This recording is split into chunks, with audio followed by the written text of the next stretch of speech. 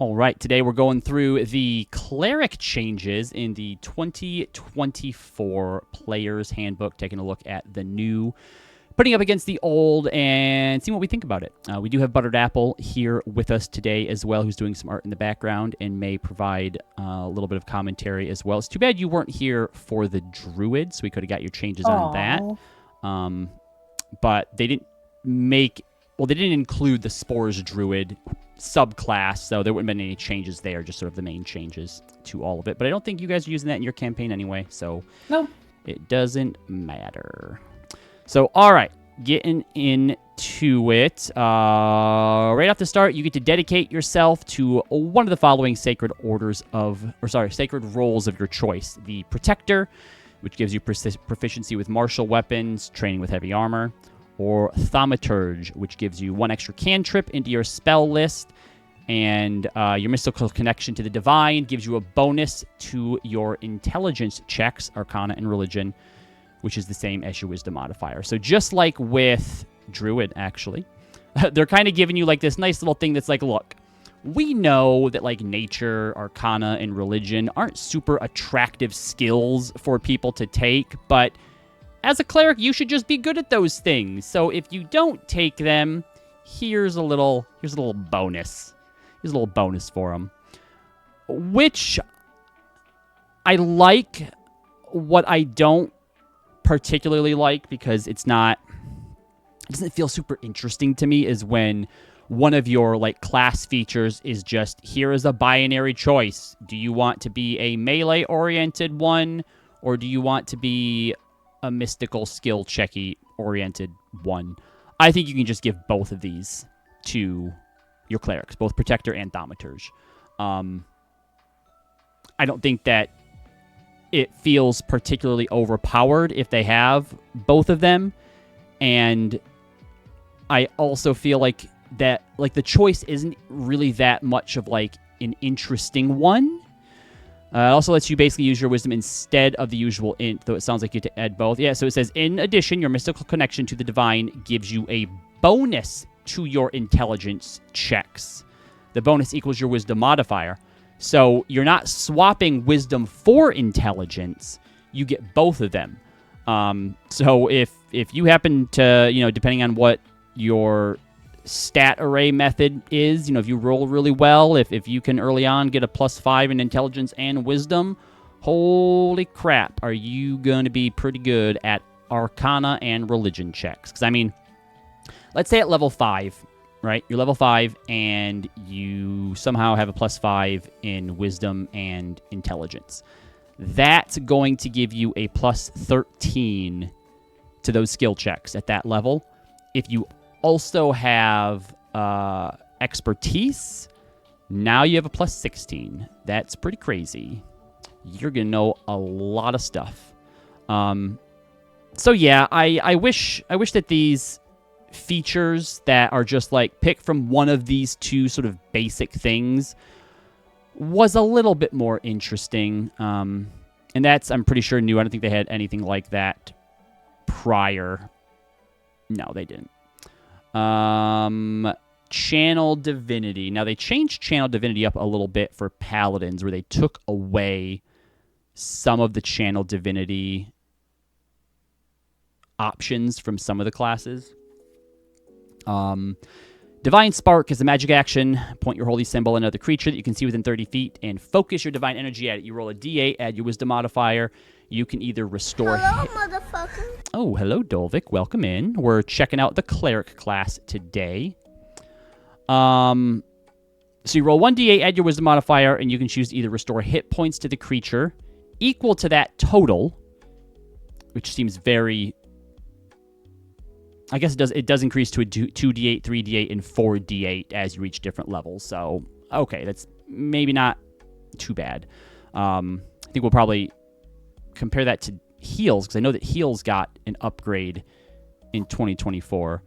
But, okay, and then the other thing that you can do is force the creature to make a Constitution saving throw. On a failed save, they take necrotic or radiant damage, your choice, equal to that total, and on a successful save, the creature takes half as much damage. You can use this class's Channel Divinity twice. You regain one of its expended uses when you finish a short rest, and regain all the expended uses when you finish a long rest, and you get additional uses when you reach certain levels. Having Channel Divinity just be another heal or like another deal some damage doesn't make Channel Divinity feel super cool to me. You obviously have Turn Undead. Turn Undead is super cool. I think that's very thematic of the class. I think that works really, really well. But you're not always going up against undeads, and obviously you want Channel Divinity to be useful regardless of whatever it is that you're fighting.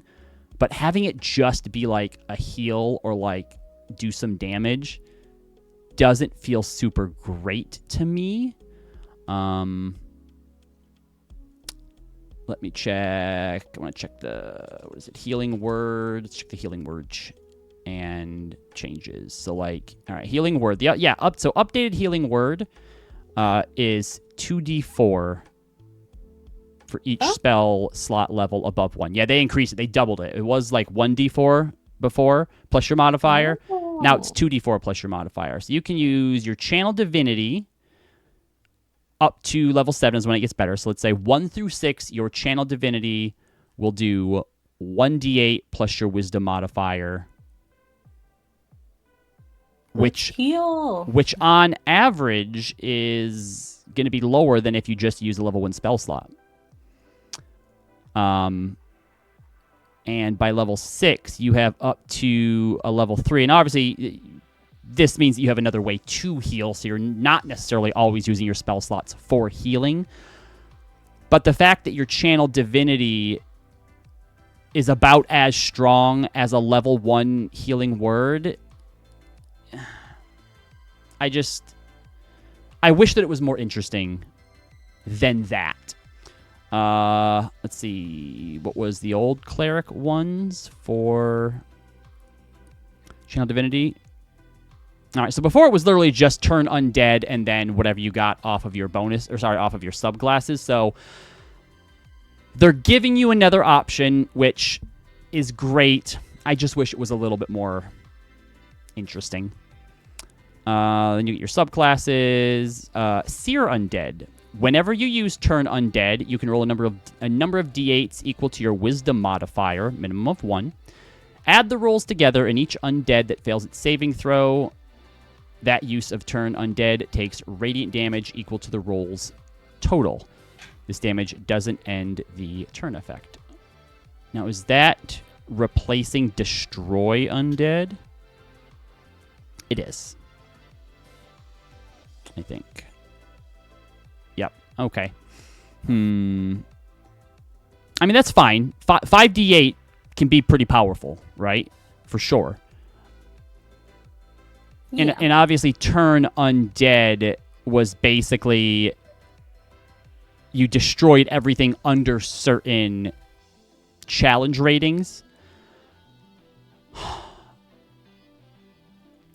I know that one of the things that they took into consideration, at least in some cases, like, for example, let's take the big Ranger overhaul.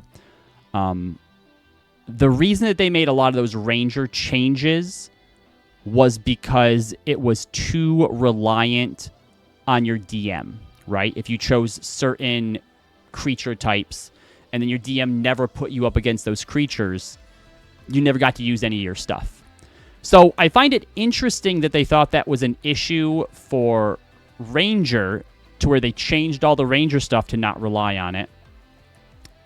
But with Cleric, if you don't go against Undead, then your Seer Undead ability, useless. Your Turn Undead ability, useless.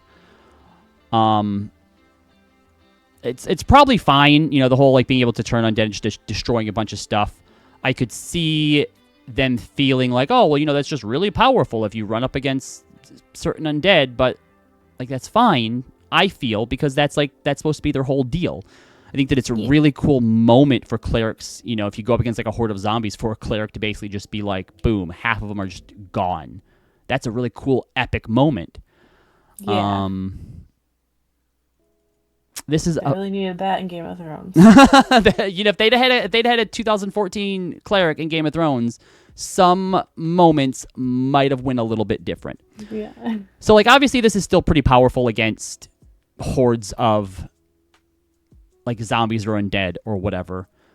But I also kind of wish that when they were to do things like this, that it has a very powerful effect against that enemy type, but then also give it an additional effect against enemies that aren't of that type that's not as powerful. Because you could technically go an entire campaign as a cleric never seeing an undead if your DM doesn't put undead in there, you know what I mean? And that just feels silly. Blessed Strikes. Divine power infuses you in battle. You gain one of the following options of your choice. So very similar to, the one up at the top where it's like, do you want to be a melee or do you want to be a caster-focused one? Divine Strike. Once on each of your turns, when you hit a creature with an attack roll using a weapon, cause it to take an extra 1d8 necrotic or radiant damage, your choice. And Potent Spell Casting is add your Wisdom modifier to the damage you deal with any cleric cantrip. I think here's my biggest problem with stuff like this, right? And why I say that like it's not interesting and like it's boring, is it's such a first of all, it doesn't change the way you do anything. And you guys know how I feel about. Granted, we're not in the subclasses yet, but that when you get a new ability, I feel like it should enhance, augment, or change the way you play in some way that kind of represents, like, mechanically this idea of, like, your character is, like, learning new things, right? Learning how to do things better, finding more efficient ways to do them. And I think it's really cool when that is reflected mechanically. There's no change in mechanics because of this. You're just doing more damage. It's just a passive thing that you just get now, which, again, is fine. There's nothing wrong with that. But to me, the difference between, like, good design and great design, the latter changes in some way that makes you feel like you're playing a bit differently. And again, why not just give both of these to clerics? Yeah. Like, even if you are doing something like, let's say, using a cantrip that allows you to make a melee strike, what, you're getting, on average, an extra 5... I think it would be like 9.5 damage average, like, extra on there. Divine Intervention. You can call on your deity or pantheon to intervene on your behalf. As a magic action, choose any cleric spell of level 5 or lower that doesn't require a reaction. As part of the same action, you cast that spell without expending a spell slot or needing material components. You can't use this feature again until you finish a long rest. Okay, I was going to complain about the fact that they changed Divine Intervention, but looks like down here at 20th level, they've also changed that as well. So we'll get to it. However, I did think Divine Intervention, the way it was before, was really, really cool. I know that as far as, like, the rules go, it's very open and requires a lot of sort of DM discretion. I don't think there's anything wrong with that. I know there's a lot of people out there that, like, when it comes to doing certain things, they wish that the rules were more clear and more specific. But when it comes to games like this, the whole idea is supposed to be, like, imagination. And so... yeah. Use your imagination. Yeah. Be creative. To a certain extent, and from a certain angle, like I understand that some people just aren't built that way and prefer to just have things sort of spelt out for them. And obviously, at your table, you can always just choose to sort of keep on doing however it is that you want to do it. But, like, anyone new who comes in now is just going to look at Divine Intervention and just see it as okay, all Divine Intervention does is gives you a free level 5 spell or lower. That's it. And when you compare that to the old Divine Intervention, which was Was it still the same where you roll a D100? Yeah, you roll a percentile die. If the number rolled is equal to or lower than your cleric level, your deity intervenes. The GM chooses the nature of the intervention. That's so cool. That is so cool. And I know that, like, the chances of it happening are pretty low in most cases. But, like, when it happens, that always ends up becoming such a cool freaking story moment. And just, it's one of those memories in the game that, like, you're gonna remember forever. So I do think that by changing Divine Intervention to the way it is, giving it, like, another option, right? It's the whole idea of, like, Seer Undead, where, like, here's the powerful effect in the way that, like, it could be used to its maximum potential, but you can also use it this way so it's more reliable. I think that you could have added this in here where it's like, hey, use Divine Intervention, get a free cast of a level 5 spell or lower that doesn't require a reaction. You can do it without expending a spell slot. Awesome.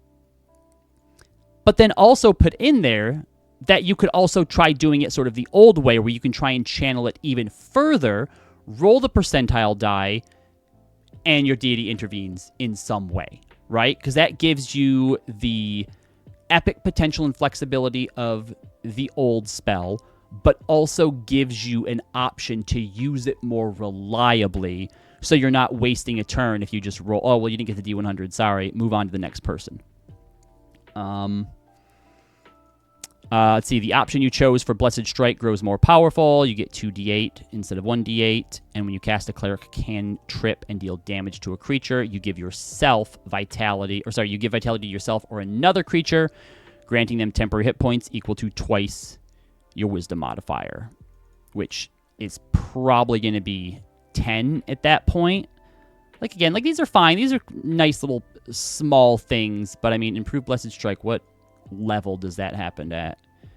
Improved Blessed, so at 14th level, if you do a cantrip that causes damage, you can give somebody 10 temporary hit points, which at 14th level probably isn't going to be all that much, but then you get your epic boon, and of course at level 20, Greater Divine Intervention. You can call an even more powerful Divine Intervention. When you use your Divine Intervention feature, you can choose Wish when you select a spell. If you do so, you can't use Divine Intervention again until you finish 2d4 long rests. So that's pretty good, just being able to wish every 2d4 long rests. So every 1 to 8 days, you just have a wish spell you can use. That's pretty good. I feel like that is more powerful than what Divine Intervention was, unless they have changed Wish in some way. So let's take a look here. You can use Object Creation, create one object of up to 25,000 gold in value that is a magic item. Heal yourself and up to 20 creatures that you can see, regain all hit points, and you end effects on them listed in the Greater Restoration spell. Grant 10 creatures resistance to one damage type you choose. This resistance is Whoa! Okay, What? That's crazy. Hold on. Did you say permanent? Permanent.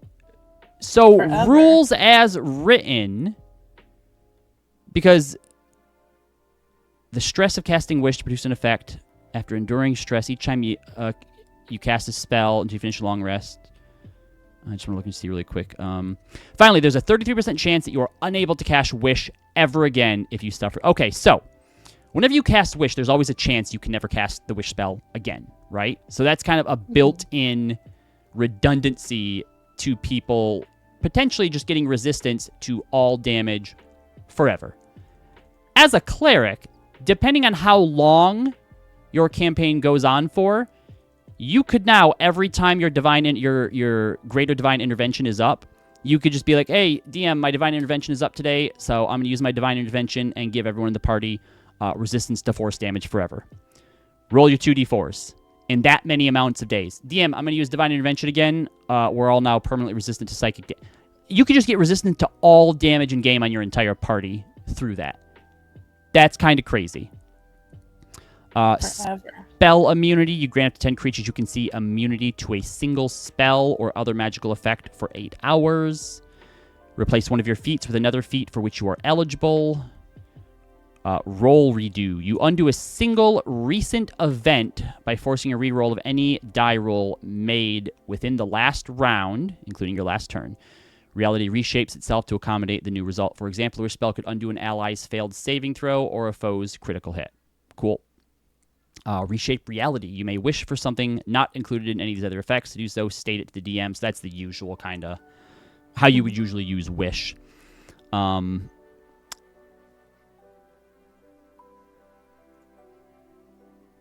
You can choose wish when you select a spell. Yeah, so I'm curious if how they expect sort of the end of this wish spell to sort of interact with the divine intervention.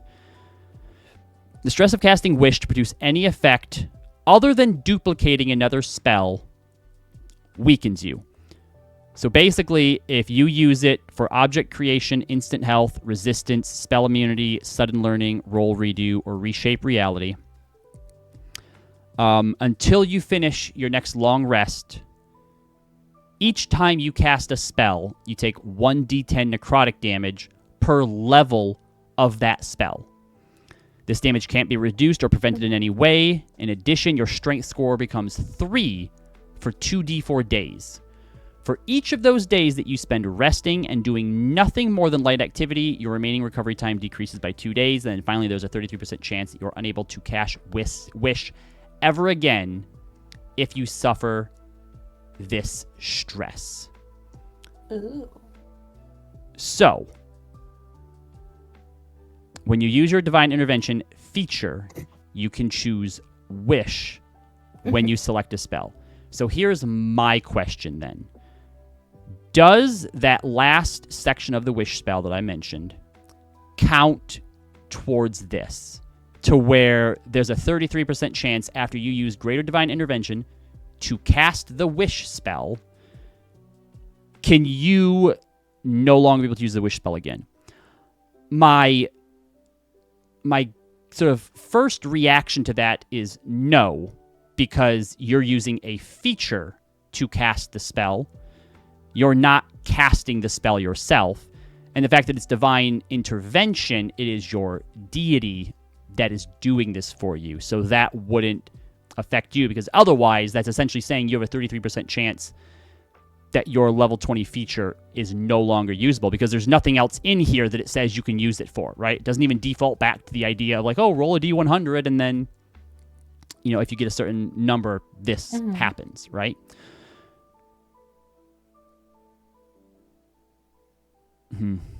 Yeah, interesting.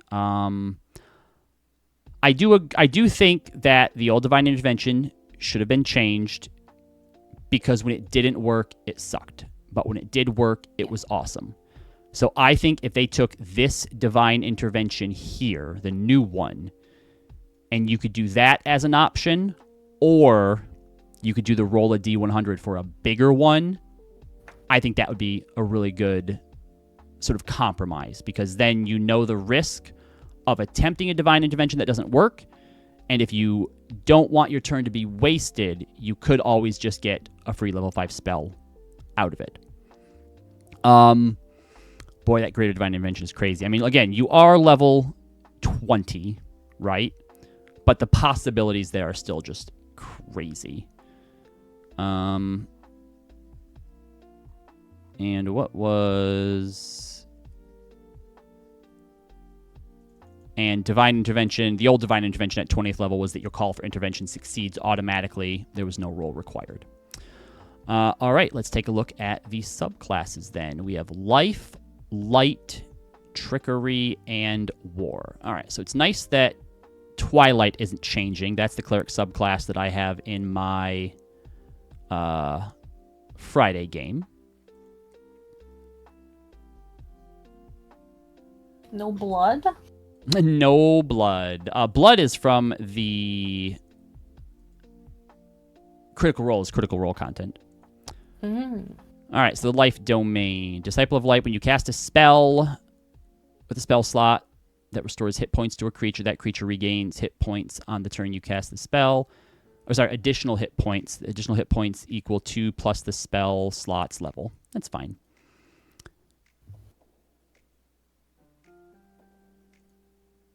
And that's what it was before as well, so nothing's changing there. Bunch of extra life domain spells. Preserve Life. As a magic action, you present your holy symbol and expend a use of your channeled divinity to evoke healing energy that can restore a number of hit points equal to 5 times your cleric level. Choose bloodied creatures. Ooh, they brought back the bloodied condition, mark, rule. Within 30 feet of you, which can include you, and divide those hit points among them. This feature can restore a creature to no more than half its hit point maximum. So Preserve Life, you can heal a bunch of people at a time, but you cannot heal them above bloodied. And you're doing 5 times your cleric level, which you get Preserve Life at D&D Beyond. If you are listening to me, I really need you to go back through the 2024 rules and add in here what level you get these at. It's in the book. It's silly that I have to like go up and check every single time that I forget what level those are supposed to be at.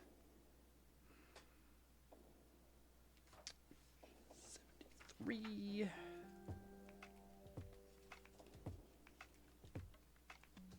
All right, so at level 3, you have basically 15 HP to dole out. And so this is kind of what I was talking about, too, like in regards to like the channel divinity divine spark, where you can heal somebody for 1d8 plus whatever. Now, granted, Preserve Life obviously can't take them above half their life. But if there's a bunch of healing that needs to be done, you're not going to use Divine Spark when you can use Preserve Life. Mateus, yes, a tooltip at the very least. Crazy. Hey, what's going on, Burly Earl? Yeah, it's like they want to update stuff. It's like, then let's be smart about our updating. Yes, that's an overall class change for everyone that Dark Flux is pointing out. All subclasses happen at 3rd level, whereas sometimes they happen at like 1st or like 2nd. 1st subclass, everyone gets it at 3rd level. And is Preserve Life the same as what the other one was? Yes, it was. Okay. Blessed Healer, which happens at level 6. The healing spells you cast on others heal you as well. Immediately after you cast a spell with a spell slot that restores hit points to one or more creatures other than yourself, you gain hit points equal to 2 plus the spell slot's level. That's fine. I don't dislike Blessed Healer, but I do dislike the fact that, like, if you're playing well and playing strategically and not being hurt, that's wasted. I think that I would change this to allow you to either heal yourself when you heal somebody else, or if you're at full health, you can give that healing to someone else as temporary HP. Supreme Healing, when you would normally roll 1 or more dice to restore hit points to a creature with a spell or channeled divinity, don't roll those dice for the healing. Instead, use the highest number possible for each die. For example, instead of restoring 2d6 hit points to a creature with a spell, you restore 12. That's fine. At level 6, you should be up front running some Spiritual Guardians. Yeah. So it looks like Divine Strike used to be a life domain thing, but that's now just something that everybody gets. Oops, life domain. And Supreme Healing is also the same.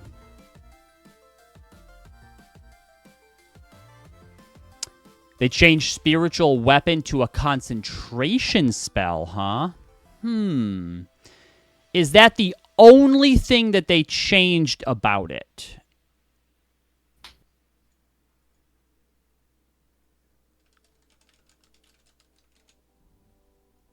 Because one of the things that I've noticed that is when people are upset about certain nerfs, they're upset about the bad changes, but they don't talk about any of the other changes that maybe balance that out. So, spiritual weapon, concentration, create a floating spectral force that resembles the weapons of your choice. Peers can immediately make a melee spell attack. Takes force damage equal to 1d8 plus your spellcasting. As a bonus action on your latter turns, you can move the force up to 20 feet and repeat the attack against the creature. So no, okay, so they haven't really changed anything.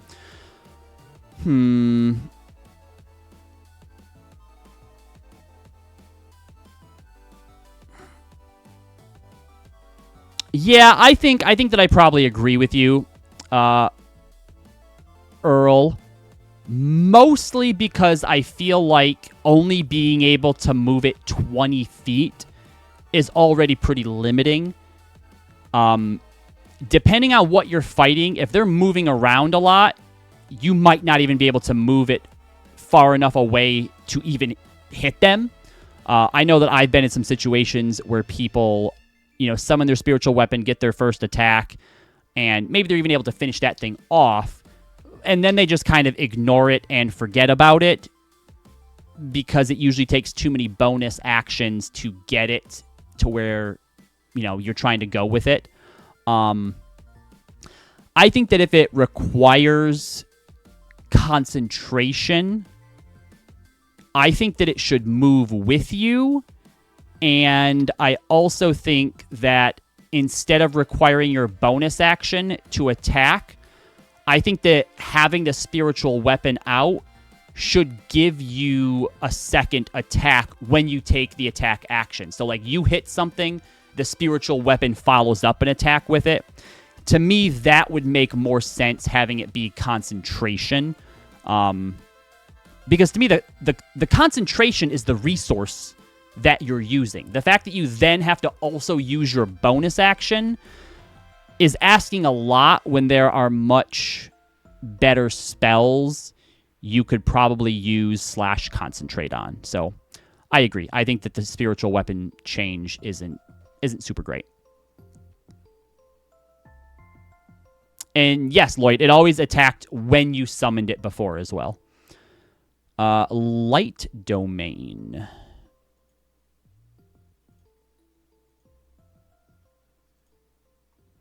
All right, Radiance of the Dawn. As a magic action, you present your holy symbol and expend a use of your channel divinity to emit a flash of light in a 30-foot emanation.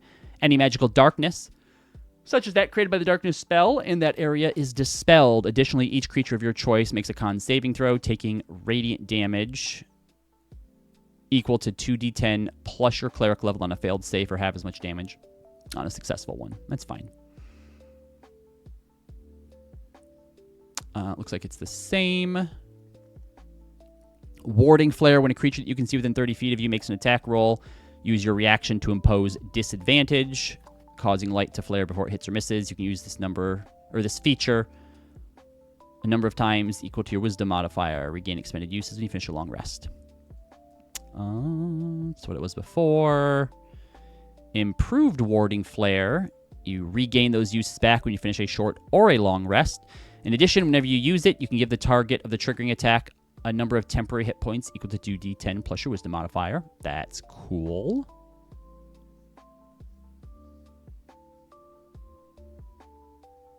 And an improvement over the other one, which basically just says you can use your Warding Flare on yourself now as well. Oh, wait, hold on. No, I'm sorry.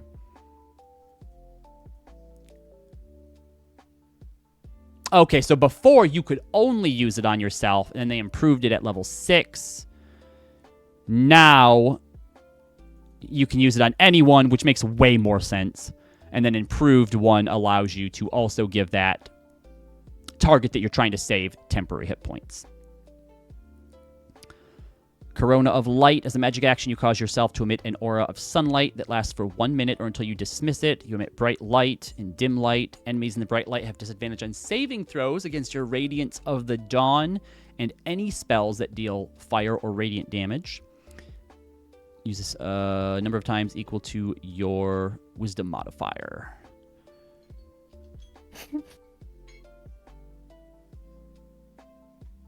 All right, we are going to take a quick, short little break here.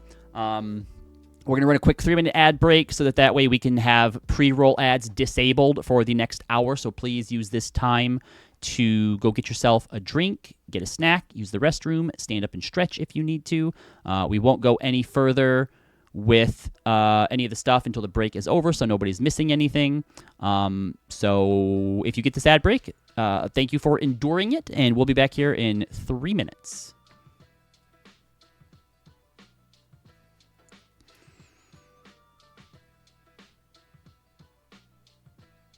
All right, sorry guys, it's about to be a little boring here for a sec. We can talk. No, that's the whole point, is that we don't want people... Your subbers they're still here, Nope. right? I mean, they are, but this is just a thing. We don't want people, who are being fed the ad to worry that they're missing out on anything. So the sort of the big benefit of doing this is getting rid of the pre-roll ads, right? Because otherwise people come in and they get fed 6 ads before they can watch us. Yep. Thor from Pirate Software put out a short that the reason he does this and what he noticed when he did this is that the pre-roll ads are one of the biggest factors that stop people from sticking with the stream or even checking the stream out, and that he noticed that when he made this change, follows and viewership went up almost immediately by 6 to 7 times. So if people love us, they will continue to endure us just sitting here in silence, basically. For 3 minutes. It's not long. Life is short. Mm-hmm.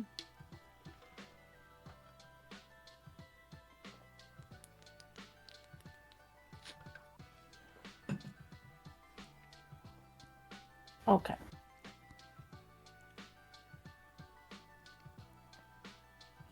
Just so that I don't forget in the next 30 seconds, ask me who you remind me of when it comes to you as an artist when the ads are done. What? Ask you who you remind me of as an artist. Yeah, I think.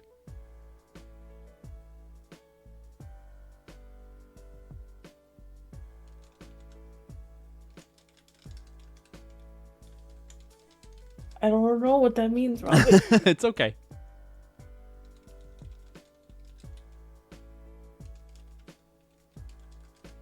Wait, to ask me or ask you?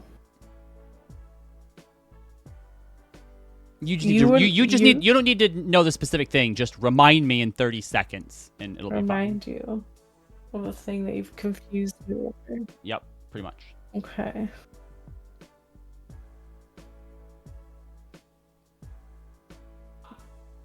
I'm gonna go see if Robbie Fat Stacks has finished dinner.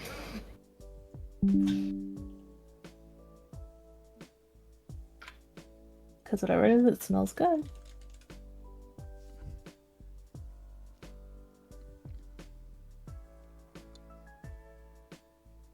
Okay, welcome back, everybody. Thank you for enduring those ads for us, if you did. All right, so Corona of Light. Not the beer. Not the beer. I think Dark Flux had mentioned makes it a worse flaming sphere. Which one? Are you talking about Corona of Light? Because Corona of Light doesn't actually deal damage. It just allows you to deal more damage with your spells. So, like, you would use Corona of Light.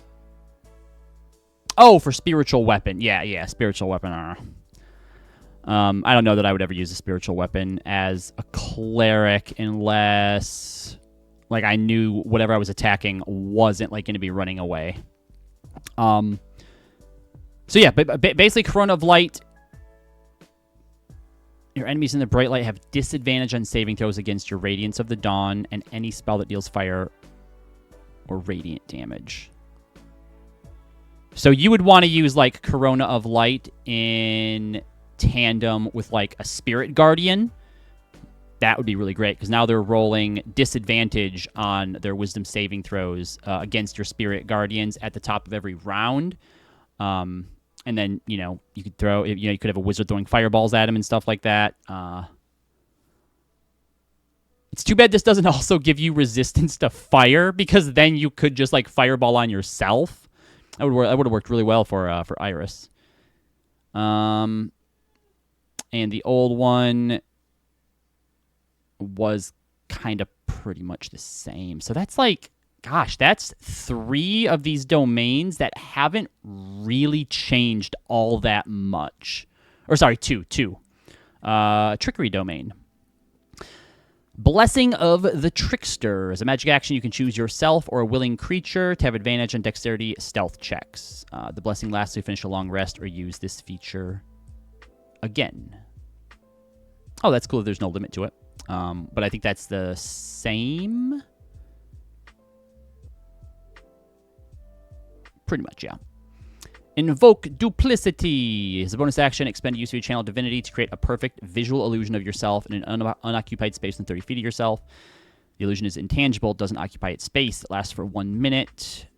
The illusion is animated and mimics your expressions and gestures. While it persists, you gain the following benefits. You can cast spells through it. When both you and the illusion are within 5 feet of each other, you have advantage on attack rolls. And as a bonus action, you can move the illusion up to 30 feet to an unoccupied space you can see, that is within 120 feet of yourself. So it's not changing a whole lot. For the duration, you can cast spells as though you were in the illusion space. Okay, so yeah, so it's basically the same thing so far. Here, though, Invoke Duplicity is a great example of what I think a channel divinity should be, right? When you see a cleric using Invoke Duplicity, that's a trickery domain cleric. Like, there's no question about it, right? That is a trickery cleric.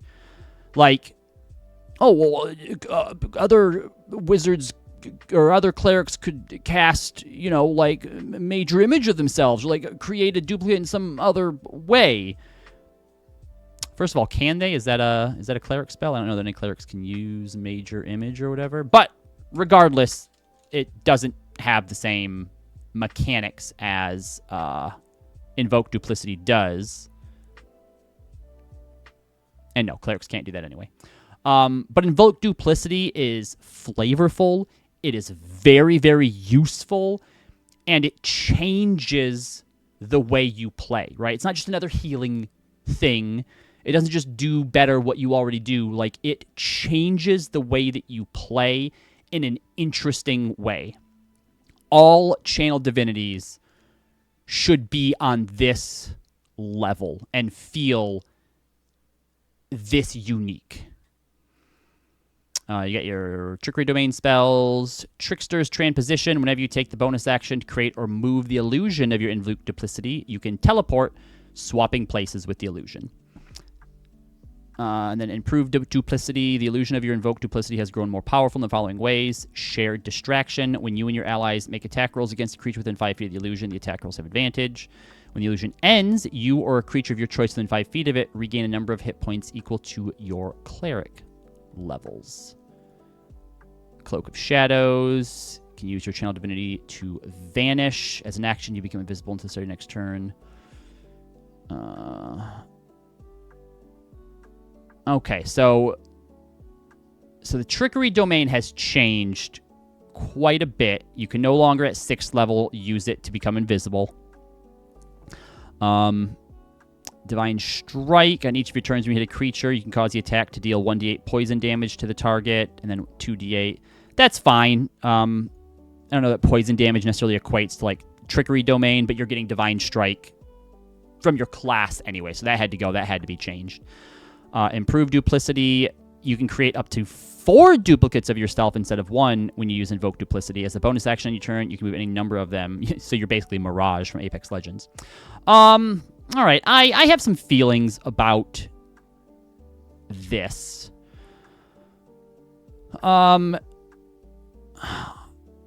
Invoke duplicity is just as a channel divinity is already just really good as it is, just really, really good. And then it basically just all continues to build upon your invoke duplicity, which is fine.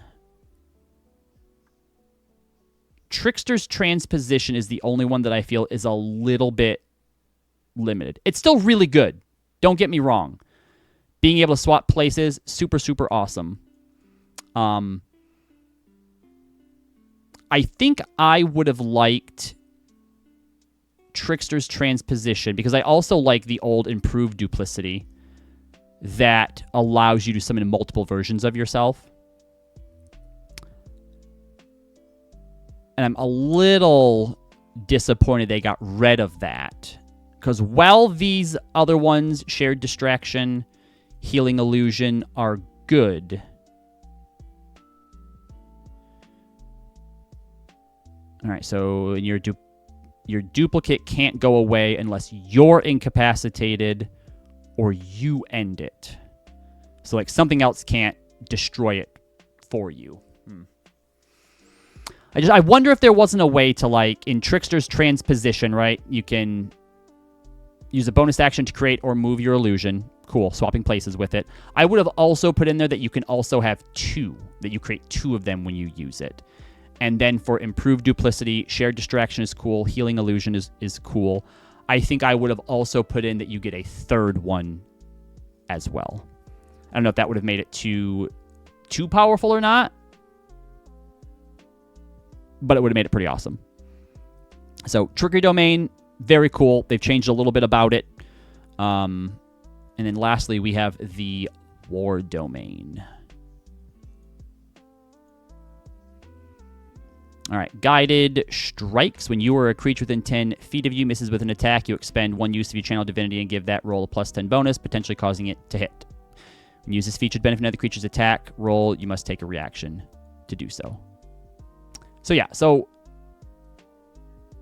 that's fine, but you can see like the difference in channel divinities between those 2 classes, right? Oh, an Echo Knight Trickery Cleric, you know what? Damn, that would be cool. But Invoke Duplicity as a channel divinity is the core mechanic for Trickery Domain. All the War Domain does is... that's probably a miss, right? Channel divinity, you hit now. That's it. And to go back to a conversation we were having about the idea of Bard, no different there. There's no difference in Guided Strike saying, oh, are you going to miss? You can hit now. Or a Bard having given you a Bardic Inspiration, be like, oh, I think that's a miss. I'm going to roll this dice and maybe hit instead, right? Pretty much same thing. Bard needs more identity. So Guided Strike's fine. I'm pretty sure that's the old one as well, isn't it? Guided Strike, +10 bonus. Yeah. War Priest is a bonus action. You can make 1 attack with a weapon or an unarmed strike. You can use this bonus action a number of times equal to your wisdom modifier. Regain all expense. Oh, that is so lame. That is so lame. Why doesn't... Hold on, let me make sure. Cleric doesn't get, like, bonus attack anywhere, do they? No, they don't, because we went through that. That's so lame. That if you want to make, like, a melee priest, you should just get a second attack. Here, hold on a second. I want to go check out the Valor Bard that we looked at yesterday. College of Valor. College of Valor gets an extra attack You can attack twice instead of once whenever you take the attack action. In addition, you can cast one cantrip of your choice that has a casting of an action in place of one of those attacks. But if you're a cleric, you have to use your bonus action, and you can only do it up to 5 times a day. That is super lame.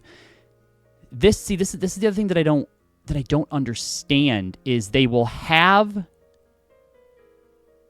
certain mechanics for one subclass that work really, really well, and then they're trying to replicate the same idea with another class, but they don't use the same basis for those mechanics, right? It's the whole idea of like how if you're a ranger, you have to use your bonus action or your action for your pet to attack. But if you're any other class that gets a pet in some way, they get their own action economy. This is super lame.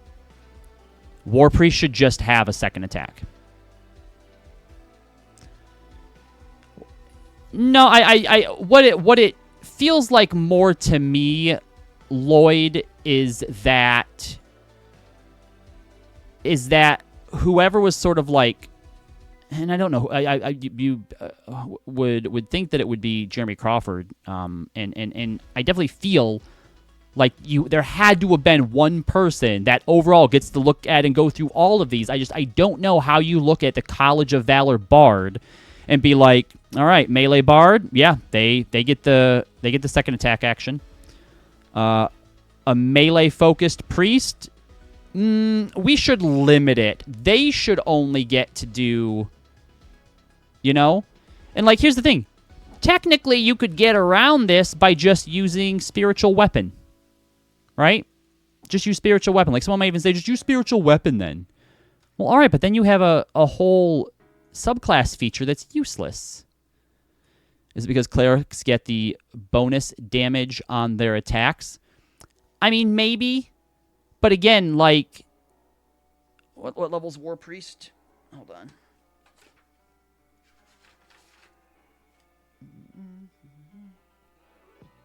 I mean, I guess that's at level 3, but like I don't think that is that big of a deal, right? Technically, I guess fighters don't get their extra attack until like level 5, and bards don't get theirs till much later. But swap it out then. Put War Priest higher and put one of these other ones lower. War God's Blessing. You expend a use of your channel divinity to cast Shield of Faith or Spiritual Weapon rather than expending a spell slot. When you cast either spell in this way, the spell doesn't require concentration. All right, cool. That's great. That's good. Holy shit, that's actually really good. Put War God's Blessing at level 3. Get rid of War Priest. Make War Priest something entirely different because you can use your channel divinity to have Spiritual Weapon up without needing to concentrate. I think that's fine. Perfectly fine. Because now, if you do have Spiritual Weapon up, you have to use your bonus action to attack. So why do you need War Priest? I'm back. Welcome back, Buttered Apple. And then Avatar of Battle, you gain resistance to bludgeoning, piercing, and slashing damage. Well, that's a waste, because obviously when you get to 20th level, you're going to use your wish 3 times in a row to get resistance permanently to bludgeoning, piercing, and slashing damage anyway. But you guys know how I feel about passive stuff that doesn't actually like affect how you play in some way. Like, this is okay, but it's boring. Oh gosh. Yeah, overall, clerics. I've never played a cleric before, so obviously take this with a grain of salt. Trickery Domain's cleric. Pretty cool. What kind of cleric did you play? Blood. Oh, well. Yeah, I know. Trickery Domain is cool. There's some of the stuff they changed that I did like, but what they have here is still very, very good. Very disappointed. Sorry, not disappointed. Life Domain and Light Domain are fine. They didn't change a whole lot about them, but there were some small improvements, so that's fine. War Domain. Let me take a look at the other ones. Avatar of Battle is the same. Divine Strike. again, that was kind of replaced with everyone sort of getting the divine strike or blessed strike or whatever.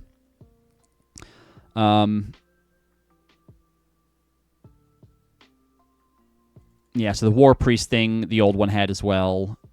And War God's Blessing. When a creature within 30 feet of you makes an attack roll, you can use your reaction to grant that creature a +10 bonus. Wait, sorry. Guided Strike. When you make an attack roll, channel Divinity to give a +10. And then at 6th level, you can do it to other creatures. Oh. So, wow. Okay, so somehow, as disappointed as I am in War Domain, it is technically better than it was. Crazy. Yeah. I mean, look, Cleric is super powerful class, as is, right? So it's not like you need the subclasses to like be OP or anything crazy like that. Like I'm not asking for that. But I definitely feel like things like the War Priest feature should be standard to other subclasses that get the same thing. And I also feel like when you get later subclass features, those should not make your previous subclass features less valuable.